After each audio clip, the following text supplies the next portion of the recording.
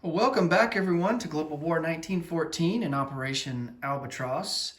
This is going to be the final nation to go here in the spring of 1912, and that's going to be the United States.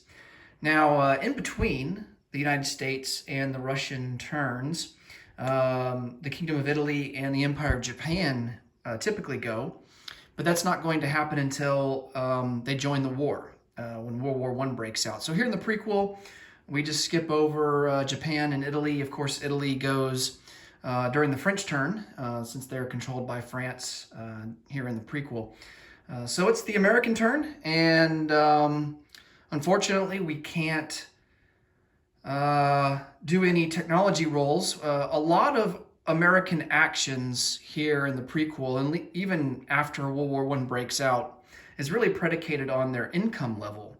And so we are currently sitting at 3 IPP per turn. Now that is getting boosted by the fact that we took control over Nanking during the random events that was rolled. And so we are getting an extra IPP. So basically it counts for 4 IPP per turn, at least through the end of the year 1913. And that will be through the turn fall of winter of 1913 that will be in effect.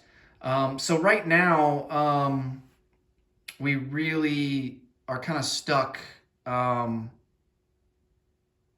with and really limited with what we can do. And we're not going to be able to roll for any technology until I can show you the chart here. United States. So at 4 IPP, we can do cash and carry, and once we get there, I can tell you guys about that. And then 10 IPP, we can conduct diplomacy. 12 IPP, then the United States can, if Japan is a part of the Central Powers, then there's some actions that we can do based on that.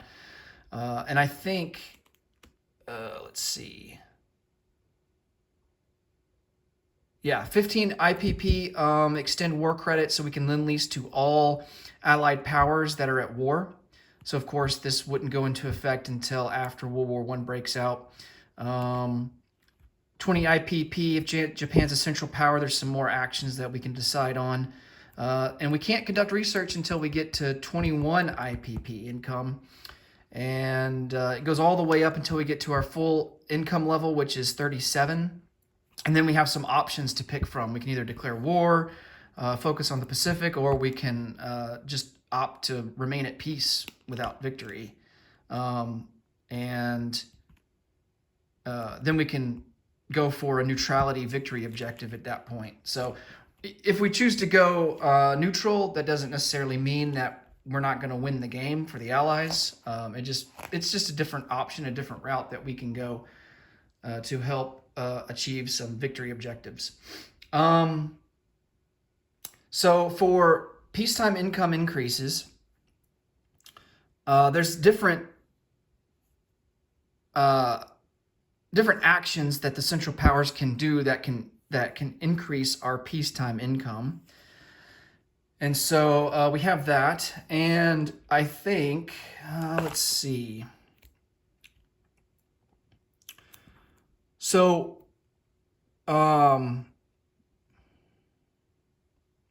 we don't start rolling for income increases until the British Empire and the Central Powers are at war, usually the summer of 1914. So once World War I breaks out, then we would start rolling for our income increase. So unfortunately, we are stuck where we're at until war breaks out. So since we don't have any tech, let's just go straight to our purchases. We are going to spend all 3 of our dollars on an infantry that we're going to lend lease to the revolutionaries there in Mexico. Now, we are not going to start collecting 4 until the end of this turn. This is the 3 IPP that we start the game with, and then we'll collect that extra IPP here at the end for Nanking. Okay, so for combat moves, we do have a couple, but unfortunately it's not going to result in any action per se. We're just going to take some territory here for free. A cavalry is going to go from Coahuila and move into Veracruz, and so we're going to take that over. And then we're going to send down 3 infantry. We're going to leave 2 infantry back into Coahuila, and then we're going to take 3 infantry and conquer eastern Mexico. All right, and that will at least increase our recruitment roll and decrease the Federales recruitment roll. We just don't want them to be getting a slightly better than 50% chance on getting free troops every turn. That wouldn't be good.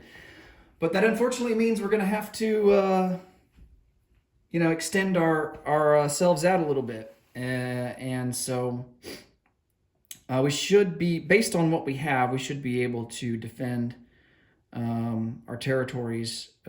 Of course, the Federales have decided to maintain defense mostly in the mountains, and so we're going to have to figure out how we're going to circumnavigate all of that.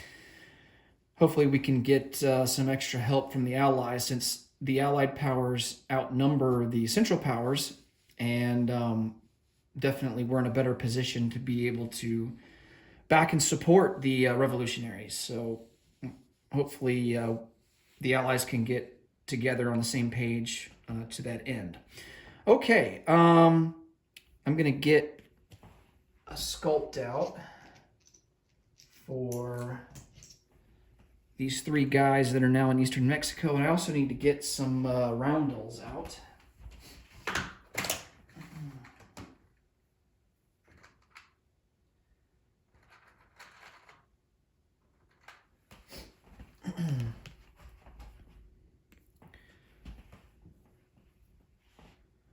Okay, so we took Veracruz and we took eastern Mexico. Alrighty. And then really all that's left to do is to deliver our Lend-Lease. And he's going to come down and go into Coahuila. So I'm just going to chip him out as well. So that leaves us with 3 in Coahuila, 3 infantry in eastern Mexico, and a cavalry in Veracruz. All right. And now let's come over and do our recruitment roll. And if we were to hit on a 3 or less, that would just be awesome. So hopefully we can get lucky here. All right, 3 or less. Oh man, missed it by 1. All right, well, that sucks. And so the United States, we will collect 4 IPP for next turn and have 4 in the bank, and that will do it. We do need to go ahead and roll for our random events for the summer of 1912. So we're going to go ahead and get that ready. Let me just get the money situation for the U.S. Sorted out here.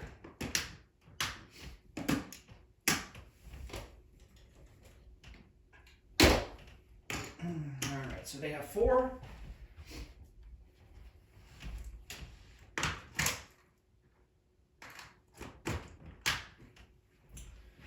All right. So let's roll for, this is going to be summer of 1912 West. And that is a 6. All right.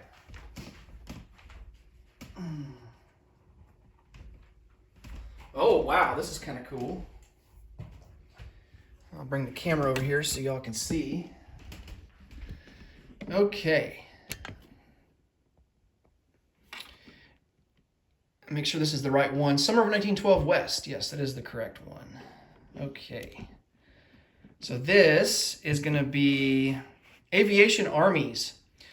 Germany, Britain, and France pay 1 IPP for each existing fighter and advance to stage 2 fighter evolution on the technology chart, Place any future purchase fighters in the nations reserved. Wow, that's cool. All right. It's going to cost us some money, but hey, I mean, we get an early jump on fighter technology. So as it stands right now, let's come over to the tech chart here. As it stands right now, we have 1914 fighters, which are really just limited to observation for artillery, and they can't dogfight or fight other fighters or attack ground units.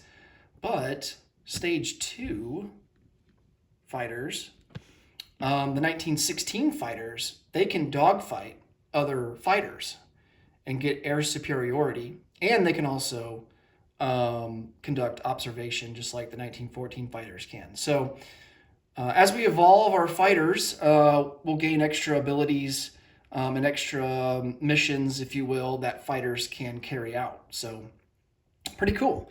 I'm going to go ahead and take one IPP off out of the bank for, what was it, Britain, Germany, and France, I think it was? Yes, Germany, Britain, and France. So I'm going to remove one buck. All right, from each of their accounts, and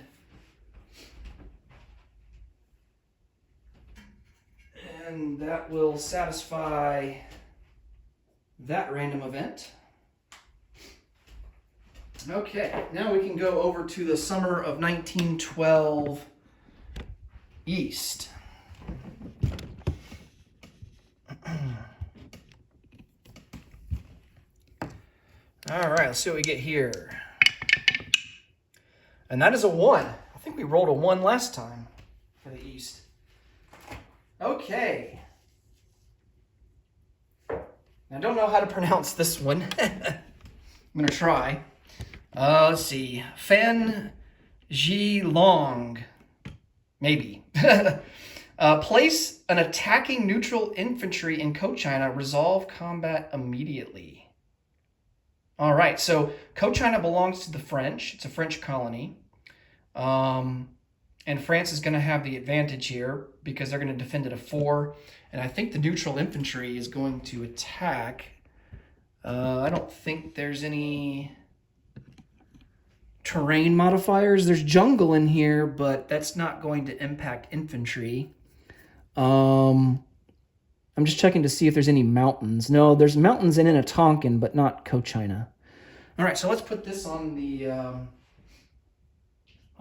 battle board here and resolve this. I'm going to get a neutral infantry out. All right, so the neutral infantry will attack at a 2, and then the defending infantry will defend at a 4. And the attacker is here in the red, defender here in the blue. All right. And we have to keep rolling until there's resolution. So both misses there. Oh, and the defender wins. All right, so the defender scores a hit with a 1, and the attacker barely missed with a 3. Now, if this had been a 2 or a 1, both forces would be eliminated, but France would still retain their territory. So the attacker has to survive in order for it to occupy and win the battle. Okay. So that's 2 battles that France has won against neutral attacking infantry from random events. And that is going to conclude the random events, and we will march forward to the spring of 1912, and next up will be the German Empire. Thanks so much for watching, and until next time, take it easy. Bye for now.